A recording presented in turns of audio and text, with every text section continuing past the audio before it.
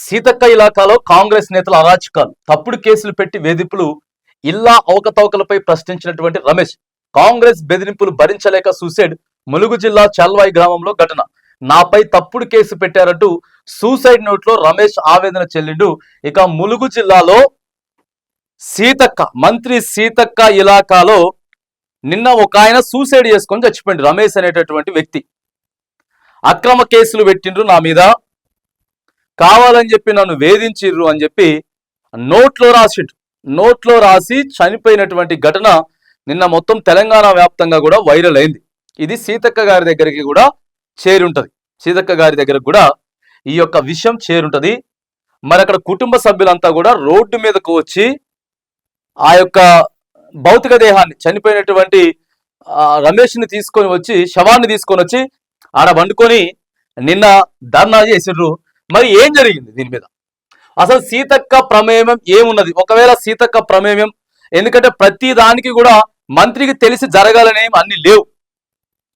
మంత్రి బిజీగా ఉంటారు. కాకపోతే మీ ఇలాకాలో జరిగింది, మీ జిల్లాలో జరిగింది, దీని మీద మీరు ఏం విచారణ చేస్తా ఉన్నారు? ఆయన మీద ఏం కేసులు పెట్టినారు? రమేష్ అసలు ఏం క్వశ్చన్ చేసినాడు? ఒకవేళ క్వశ్చన్ చేస్తే క్వశ్చన్ చేయొద్దా?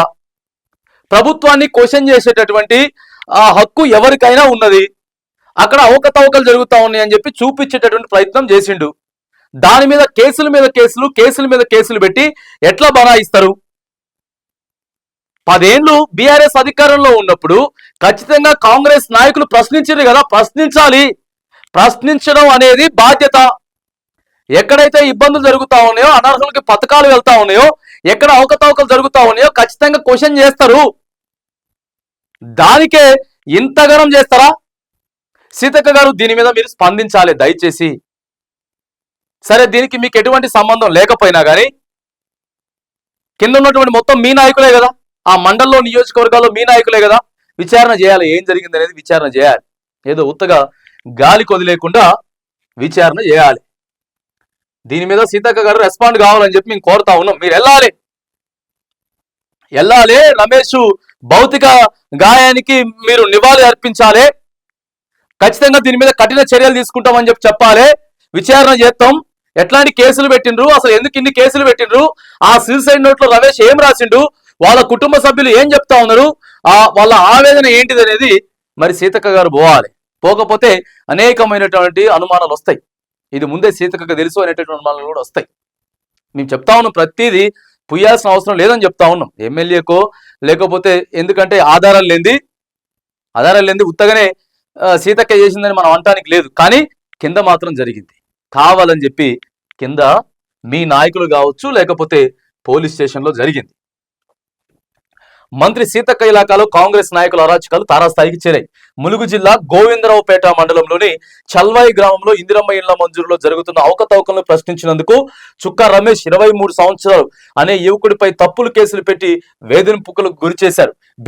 వేధింపులతో మనస్తాపానికి గురైన రమేష్ సూసైడ్ నోట్ రాసి ఉరివేసుకుని ఆత్మహత్య చేసుకున్నాడు. నాపై తప్పుడు కేసులు పెట్టారు, మనస్తాపంతో చనిపోతున్నా అంటూ రాసిన ఆ సూసైడ్ నోట్ ప్రస్తుతం సోషల్ మీడియాలో చర్చకు దారితీసింది. రమేష్ మరణంతో గ్రామంలో తీవ్ర ఉద్రిక్త వాతావరణం నెలకొన్నది. రమేష్ మృతదేహాన్ని 163 జాతీయ రహదారిపై ఉంచి బంధువులు, గ్రామస్తులు రాస్తారోకో చేపట్టి న్యాయం కోసం పోరాడారు. కాంగ్రెస్ నాయకులే మా కొడుకు చావుకు కారణమని రమేష్ తల్లిదండ్రులు ఆరోపించారు. అలాగే గత 2 నెలలుగా గ్రామానికి సంబంధించిన వాట్సాప్ గ్రూపుల్లో రమేష్ ఇందిరమ్మ ఇళ్లలో జరుగుతున్న అవకతవకలపై నిరంతరం ప్రశ్నిస్తూనే ఉన్నాడని స్థానికులు తెలిపారు. కాంగ్రెస్ నేతలు ఈ విమర్శలను సహించలేక తప్పుడు కేసులతో వేధించారని స్థానికులు ఆరోపించారు. ఇప్పుడు బీఆర్ఎస్ ఉన్నప్పుడు దళిత బంధు కావచ్చు, లేకపోతే ఏవే పథకాలన్నింటినీ కూడా బీఆర్ఎస్ వాళ్ళకే పోతా ఉన్నాయి, బీఆర్ఎస్ వాళ్ళకే పోతానని చెప్పి కాంగ్రెస్ వాళ్ళు ప్రశ్నించలేదా? పెద్ద ఎత్తున ప్రశ్నించారు. ప్రశ్నించాలి కూడా, అడగాలి కూడా. జరిగేటటువంటి అక్రమాలు, అన్యాయాలన్నింటినీ కూడా చూపియాలి. ఇవాళ కూడా అదే చేస్తా ఉన్నాడు. ఇందిరమ్మ ఇండ్లు మొత్తం కాంగ్రెస్ నాయకులకే పోతా ఉన్నాయి, అనర్హులకే పోతా ఉన్నాయి. చెట్ల కింద ఉన్న వాళ్ళకి, పుట్టల కింద ఉన్న వాళ్ళకి, లేకపోతే ఉత్తగా షెడ్లు వేసుకొని ఉన్న వాళ్ళకి, డేరాలు బరకాలు కట్టుకున్న వాళ్ళకి రావట్లేదని చెప్పి అడుగుతాడు, క్వశ్చన్ చేస్తాడు. అక్కడ బాగున్నదట. ఇది ములుగు జిల్లాలో వెంకటాపురం మండలం, ఇక గోవిందరావుపేట మండలం, వాజేడు మండలం, ఈ మండలాలలో ఎక్కువగా కూడా ఇది చేస్తా ఉన్నారు, తమాషాలు చేస్తా ఉన్నారు బాగా. సీతక్క గారు మీరు ఇన్వాల్వ్ అయ్యి ఎవరెవరైతే ఉన్నారో పార్టీ నుంచి మీరు సస్పెండ్ చేయాలి. స్టేషన్లు ఎట్లెట్లా కేసులు బుక్ చేసిరు అనేది అధికారులను కూడా మీరు ఒకసారి విచారణ చేయాలి. ఎందుకంటే ఒక మనిషి చచ్చిపోయిండు.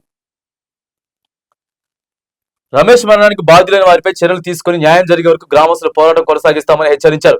అయితే ఇందిరమ్మ విషయంలో జరుగుతున్న అవకతవకలు ఎత్తి చూపితే సీతక్క ఆదేశాలతో పోలీసులు వేధిస్తున్నారని రాష్ట్ర మాజీ రెడ్కో చైర్మన్ వై సతీష్ రెడ్డి తెలిపారు. అవకతవకలు జరుగుతున్నాయని తమ గ్రామ వాట్సాప్ గ్రూపుల్లో పెట్టినందుకు రమేష్ అనే యువకుడిపై తప్పుడు కేసులు పెట్టి వేధించారని ఆరోపించారు. వేధింపులు భరించలేక రమేష్ ఆత్మహత్య చేసుకున్నారని తెలిపారు.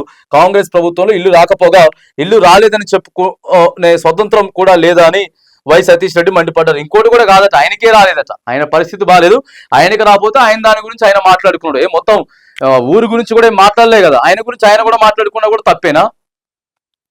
ఎందుకంటే మరి ఇట్లా కేసులు పెట్టి వేధిస్తూ ఉంటారు. దయచేసి పోలీస్ అధికారులు కూడా ఆలోచన చేయాలి. అధికారాలు ఇవాళ వీళ్ళుంటారు, తర్వాత ఇంకొకళ్ళు వస్తారు. అంతేగాని ఆత్మహత్య చేసుకునే దాకా వేధిస్తారా? సీతక్క గారు దీని మీద రెస్పాండ్ కావాలి, విచారణ చేయాలి.